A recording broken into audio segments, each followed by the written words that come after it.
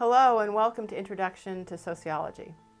I'm Professor Hopf, and we're going to start our semester talking about what sociology is and going over some of the very basics in the field. I'm going to introduce you to the main theorists, and we're going to talk about what their contributions have been in the area of sociology. We'll also talk a little bit about research methods, and we're going to talk about how data is collected and what sociologists actually do when they're doing their research. So, let's get started. We start our adventure into the sociological perspective with grasping the most basic of understandings about the idea of exactly what sociology is. If you were to look at the word sociology and think of it in terms of its Latin roots, socio, which as a Latin translation means that a group shares in, unites, joins, or aligns. And of course, the last part of the word, ology, which means the study of.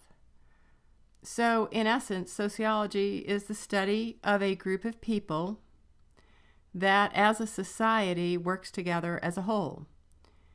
So we're studying society and how it works, how it functions, or also what its dysfunctions might be. It's a science, meaning it uses empirical principles to observe and make comparisons on those observations to try to develop theories and find truths within the study. When we talk about the sociological perspective, we're talking about seeing those sociological aspects and using terms, principles, and concepts, as well as theories to understand our observations. We want to try to understand how society works, why people do the things that they do, and what kind of improvements in our social lives, particularly our social institutions, what we can do to make the world a better place. The main point is that there are accepted principles and concepts, as well as specific theories that guide our observations and exploration into the social world. When we talk about a society, we're referring to a group of people that share either, or perhaps both, a culture and a territory. We'll dive into a discussion of what culture is in Chapter 2. But for now, let's just say that a culture is essentially things like language, traditions, social habits, things that a group of people share in common that help define who they are, and also the shared meanings that they have, which create social context for them to understand each other. Like I said, hold that thought. This will be the entire discussion of Week 2 in this course. To start to get a concept of how society can be viewed, I want to introduce you to the concept of social location. This is made of master statuses that are important to us. Things like our job or education or income. Those things that are so important that collectively are often referred to as socioeconomic status. And also other very important statuses such as gender, age, and race and ethnicity. If you looked at me walking into the classroom, you might quickly surmise that I'm female, that I was older than you, or more than likely I am, that I'm white, and apparently able-bodied. You might assume that ethnically I am mainstream and that I have a higher education. After all, I got the job that put me in charge of the class.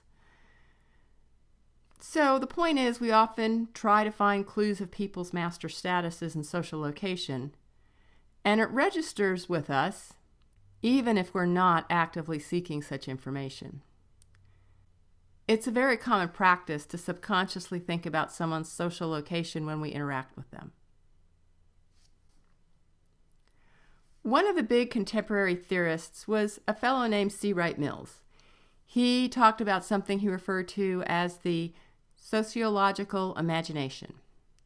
He built his theories around the idea that our minds, meaning our own individual sociological imagination, allowed us to grasp the connection between history and biography. Mills meant that each society is located in a broad stream of events. This gives each society specific characteristics. Things like its ideas about what roles are proper for men and women. By biography, Mills referred to people's experience within a specific historical setting, which gives them their orientations to life. In short, you don't do what you do because you inherited some internal mechanism, such as instincts. Rather, external influences, your experiences, become part of your thinking and motivation. Another important aspect of sociology is understanding that there are two different contexts of seeing the world, the local and the global. Historically, we originated as creatures of local communities. We take the current state of globalization and instant contact with people on the other side of the world for granted, when in fact steam travel, taking 4 to 5 days to travel across the Atlantic, is only 200 years old. Commercial travel is only about 70 years old, and the internet that connects us all instantly is only a couple of decades old. The main point here is that there are different ways of viewing society. The local village, which is the way in which human beings have been doing society since the beginning of humankind, and the global, which is a much newer way of seeing society, but the way in which we may take for granted since it's how we have experienced it to some extent during our own lifetimes.